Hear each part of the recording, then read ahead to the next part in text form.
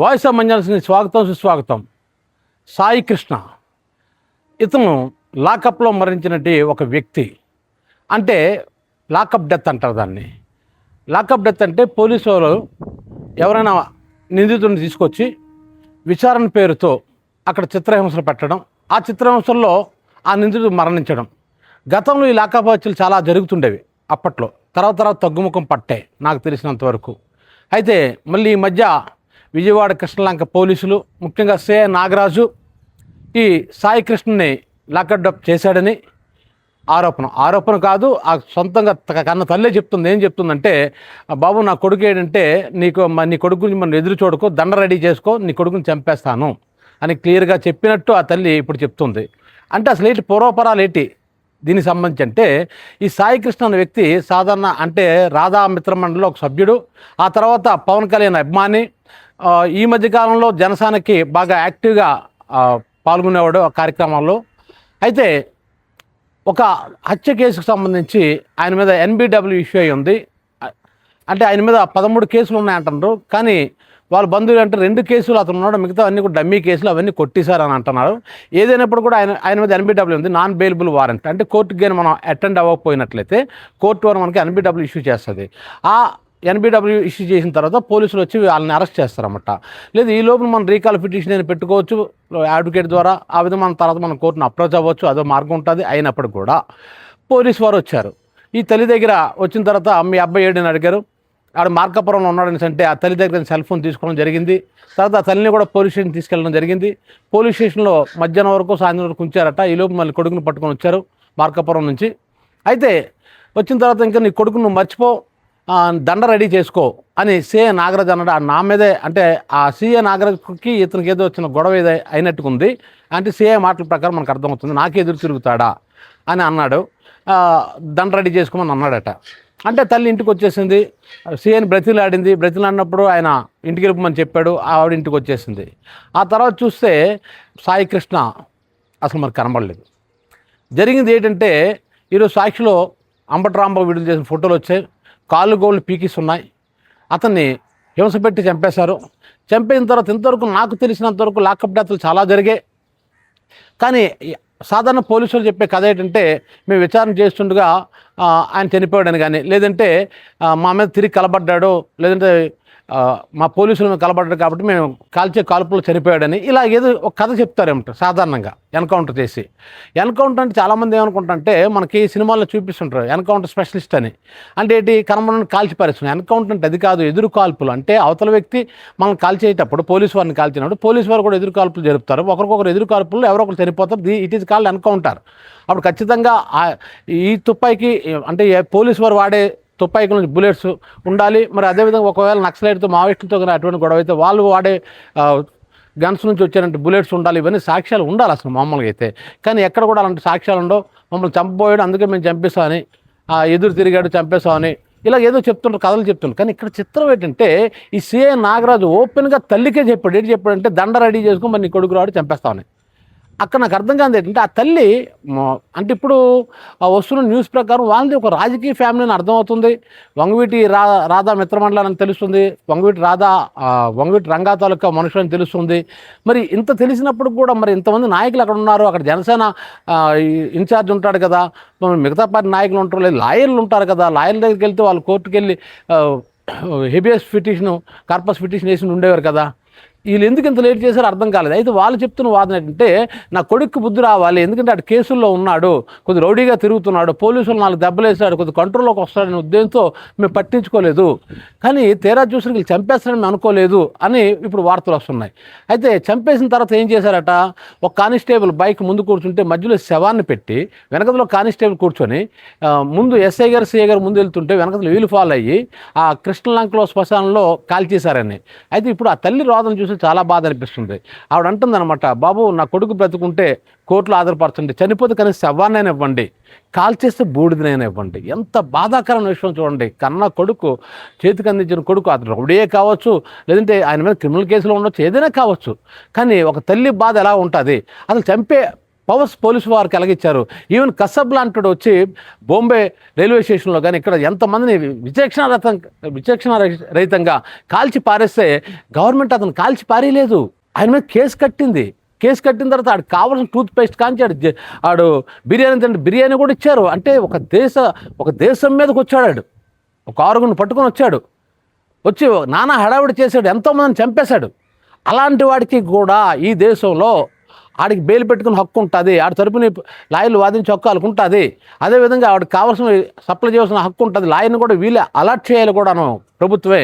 మరి ఇంత గొప్పగా రాజ్యాంగం చెప్పింది అంటే అక్కడ నేను అంటుంది కసబ్ గొప్పడని కాదు, భారత రాజ్యాంగం భారత చట్టాలు అంత గొప్పవి.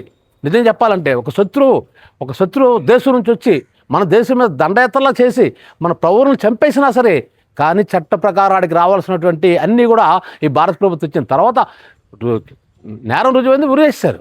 కానీ ఆ ఉరి వేసి ఆ తీర్పు ఎవరు చెప్పాలి? జడ్జి గారు చెప్పాలి. పోలీసులు ఎవరు మధ్యలో? పోలీసు అంటే ఏంటి? నిందితుడికి కోర్టు వారికి మధ్య అతను ఒక రిప్రజెంటేటివ్, అంతే, మీడియేటర్. అంటే ఒక నిందితుడిని పట్టుకుని కోర్టుకు అప్పచెప్పాలి, అంతే తప్ప ఆ నిందితుడిని శిక్షించే హక్కు ఎవరిచ్చారు? కనీసం అన్పార్లమెంటరీ లాంగ్వేజ్ కూడా పోలీసు వారు వాడకూడదు. అన్పార్లమెంటరీ లాంగ్వేజ్ అంటే అసభ్య పదజాలం, ఒక లకారంతోటో కొన్ని బూతులు లాంటివి కానీ ఇలాంటి అన్పార్లమెంటరీ లాంగ్వేజ్ అసలు పోలీసులు పౌరులకు వ్యతిరేకంగా మాట్లాడకూడదు. ఇది ఫస్ట్. అలాంటిది ఒంటి మీద చేయకూడదు, ఆయన కొట్టకూడదు. అసలు నిజానికి అరెస్ట్ చేసిన తర్వాత ఆయన కొన్ని హక్కులు ఉంటాయి. ఆ హక్కులు ఏంటంటే మన లాయర్ సమక్షంలో విచారించాలి, అన్పార్లమెంటరీ లాంగ్వేజ్ ఉపయోగించకూడదు. అతను కొన్ని మన ప్రశ్నలు వేసినప్పుడు ఆయన పేరు, ఆయన అడ్రస్సు చెప్తాడు. ఉదాహరణకి ఎవరైనా ఒక నేరం చేశారనుకోండి, పోలీసు వారు వచ్చి ఆయన అరెస్ట్ చేసిన తర్వాత నీ పేరు ఏంటంటే ఆ పేరు అబద్ధం చెప్పకూడదు, నీ అడ్రస్ ఏంటంటే ఆ అడ్రస్ అబద్ధం చెప్పకూడదు. కానీ నువ్వు హత్య చేసావా అని అడిగితే చేశానని కానీ చేయనని కానీ చెప్పకుండా మౌనంగా ఉండే హక్కు కూడా ముద్దాయికి ఉంది. ఈ విషయం పోలీసు వాళ్ళకి తెలియదా? అంటే నువ్వు ఏ జవాబు చెబితే తన నేరం రుజువైపోద్దని ముద్దాయి భావిస్తాడో అటువంటి ప్రశ్నలకి సమాధానం చెప్పకుండా మౌనంగా ఉండే హక్కు ముద్దాయికి ఉంది. రుజువుపరచుకోవాల్సిన బాధ్యత ప్రాసిక్యూషన్ వారి మీద ఉంటుంది. ఒక నేరస్తుని పట్టుకొని అన్పార్లమెంట్ లాంగ్వేజ్ ఉపయోగించడం తప్పు అనుకున్నట్లయితే ఆ నేరస్తుడిగా ముద్దాయిని పట్టుకుని కొట్టడం మరింత దారుణం. కొట్టడం కాకుండా చంపడం అత్యంత హేయం. చంపడమే కాకుండా ఆ తల్లి అడుగుతుంది, నాకు బూడిదేనివ్వండి, నా కొడుకుని దహనం చేశారు కదా, కనీసం ఆ బూడిదేనివ్వండి అని బ్రతిమలాడుకుంటుంది ఆ తల్లి. అసలు ఆ సిఏ నాగరాజ్కి హక్కు ఎవడిచ్చాడు? అసలు గవర్నమెంట్ ఎందుకు కోరుకుంటుంది? కోర్టులో హెబియస్ కార్పస్ పిటిషన్ ఇస్తే 24 hours టైం ఇచ్చారు, అయినప్పుడు కూడా ఆయన ప్రొడ్యూస్ చేయలేదు. అంటే హెబియస్ కార్పస్ ఏంటంటే బ్రతికుంటుండగా కానీ చనిపోయిన శవాన్ని కానీ కోర్టు ముందు ఆధారపరచాలి. హైకోర్టు ఇచ్చినట్టు ఆర్డర్ అది habeas corpus. One day time ఇచ్చినప్పుడు కూడా వీళ్ళు ప్రొడ్యూస్ చేయలేదు. ఈ నెల 29th వరకు ఎంతవరకు టైం ఇచ్చింది. ఇక్కడ ఏంటంటే కోర్టులో ఇలాంటి విషయాలు మాత్రం చాలా సివియర్గా ఉండాలి. ఎందుకు గతంలో మనం చూసాం 9 మంది పోలీసుల వారికి ఉరిశిక్ష వేశారు. ఎందుకంటే తండ్రి కొడుకుల్ని లాకప్లో చంపేసినందుకు 9 మంది ఈ మధ్యన వేశారు శిక్ష, ఎన్నాళ్ళు కూడా కాలేదు. ఇవన్నీ చూసిన తర్వాత కూడా పోలీసు ఏమనుకుంటున్నారు? వాళ్ళు స్వతంత్రులు అనుకుంటున్నారా? They are only representatives between accused and the court. అంతవరకు వాళ్ళ రైటు, అంతకుమించి వాళ్ళు వెళ్ళడానికి ఏం లేదు. అంతకుమించి వెళ్తే వాళ్ళకి కూడా శిక్ష పడతారు. ఫర్ ఎగ్జాంపుల్ నన్ను అన్యాయంగా అరెస్ట్ చేశారనుకోండి, ఉదాహరణకి 7 సంవత్సరాలు శిక్ష పడేటువంటి ఒక నేరంలో నన్ను అన్యాయంగానే అరెస్ట్ చేసినట్లయితే వాళ్ళు కానీ రుజువుపరచుకోకపోతే నేను తిరిగి పోలీసు వారి మీద కేసు పెట్టుకోవచ్చు. ఈ 7 సంవత్సరాలు జైలు శిక్ష సదరు పోలీస్ ఆఫీసర్కి వేస్తారు. ఇది చట్టం. ఈ చట్టాలు పోలీసు వారికి తెలియదా? ఎందుకంత హేయంగా ఇచ్చేస్తున్నారు అంటే అనకూడదు. ఆ నాగరాజు కొడుకు అలాగైతే ఆయన అలాగే ఇచ్చారు. ఈరోజు అంటే ఆయన సిఐ ఉండొచ్చు. నాకు అర్థం కాదండి, పోలీసు అంటే ఆకాశం నుంచి ఊడిపడలేదు. వాళ్ళు మనలాగే పుట్టారు భూమి మీద, మనలాగే చదువుకుంటారు. అదృష్టవశాలు పోలీసు ఆఫీసర్ అవ్వచ్చు, ఇంకో డాక్టర్ అవుతుంది, ఇంకో లాయర్ అవుతుంది, ఇంకో కలెక్టర్ అవుతుంది, ఇంకేం కాకుండా కూలీ అవ్వచ్చు. అంతే. ఇంత పోలీస్ ఆఫీసర్లకు అయ్యారని చెప్పి పూర్తి హక్కులు వస్తాయి అనుకుంటుంటా.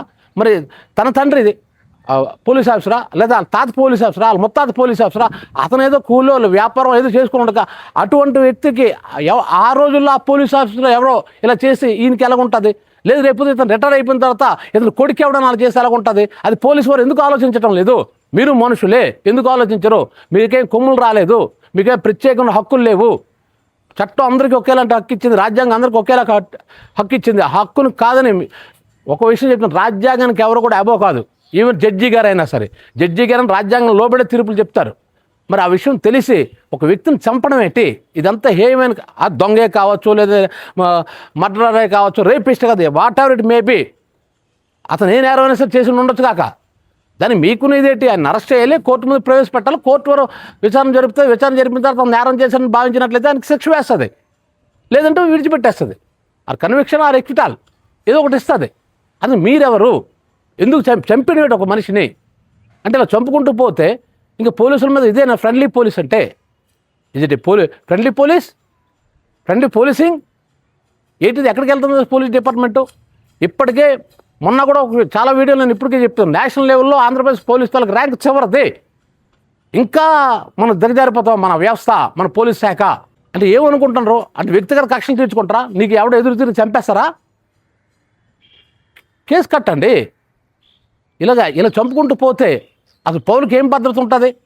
మనం రాజ్యాంగం మనకి ఇచ్చిన హక్కులే ఏటవుతున్నట్టు? అంటే ఇక్కడ మాట్లాడకూడదా? ప్రశ్నించకూడదా? ప్రశ్నించిన వాళ్ళని తీసుకెళ్ళి తోసేస్తున్నారు, మాట్లాడిన వాళ్ళని తీసుకెళ్ళి తోసేస్తున్నారు, ఇలాంటి వాళ్ళని చంపేస్తున్నారు, చంపేసి బూడి చేసేస్తున్నారు. నాకు తెలిసి భారతదేశం మొత్తం మీద లాకప్ డెత్లు చాలా జరిగాయి, కానీ ఇలాగ ఎప్పుడు కూడా బూడి చేసిన ఎప్పుడు జరగలేదు. సవాలు మీరే తగలబెట్టేసి ఇవన్నీ చేస్తుంటారు. ఇవన్నీ కానీ నిజాలైతే మాత్రం ఎంతకంటే దారుణమైన చర్య ఇంకోటి ఉండదు. ఎప్పటికైనా పోలీస్ డిపార్ట్మెంట్ కళ్ళు తెరవండి, ఇటువంటివి చేయకండి. ప్రజల్లో విలువ పోతుంది, డిపార్ట్మెంట్ విలువ పోతుంది. ఒక పోలీస్ డిపార్ట్మెంట్కి సంబంధించిన ఒక వ్యక్తిగా నేను చెప్తున్నాను, నేను పోలీస్ డిపార్ట్మెంట్ విలువ తీసేస్తున్నారు వీళ్ళంతా. దయచేసి దాని విలువ కాపాడండి, నిజాయితీ పనిచేయండి, పనిచేసి చట్ట ప్రకారం అని అరెస్ట్ చేయండి, కోర్టు ముందు ప్రవేశపెట్టండి. కోర్టు చెప్తారు తీర్పు, జడ్జి గారు చెప్తారు తీర్పు. డిపార్ట్మెంట్కి ఏం సంబంధం? మీరు ఎలా తీర్పు చెప్పేస్తారు? చంపేస్తారా? ఇవన్నీ కూడా హేయమైన చర్యలు. ప్రజలకి మండుతుంది. ఏదో ఒక రోజు నుండి ప్రజలు తిరుగుబాటు చేయవలసిన పరిస్థితి వస్తుంది. అంతవరకు రాణించుకోకుండా ఉండడం ప్రభుత్వానికి, పోలీస్ డిపార్ట్మెంట్ అన్నిటికీ మంచిది. ముఖ్యంగా ఇటువంటి కేసుల్లో ఇవి పబ్లిక్లో ఈరోజు సోషల్ నెట్వర్క్లు అన్నింటిలో వచ్చేస్తుంది కాబట్టి ఇటువంటి కేసుల్లో కోర్టు వారు కూడా సుమోటోగా స్వీకరించాలి ఇటువంటివి. ఎందుకంటే ఆ తల్లి బాధ చూస్తుంటే నిజంగా చాలా బాధగా ఉంది, బాధ అనిపించింది అనమాట. అందుకే నేను ఈ వీడియో చేశాను. ఈ వీడియో మీకు నచ్చినట్లయితే వాయిస్ ఆఫ్ మంజాల్సన్కి లైక్ చేయండి, షేర్ చేయండి, సబ్స్క్రైబ్ చేయండి.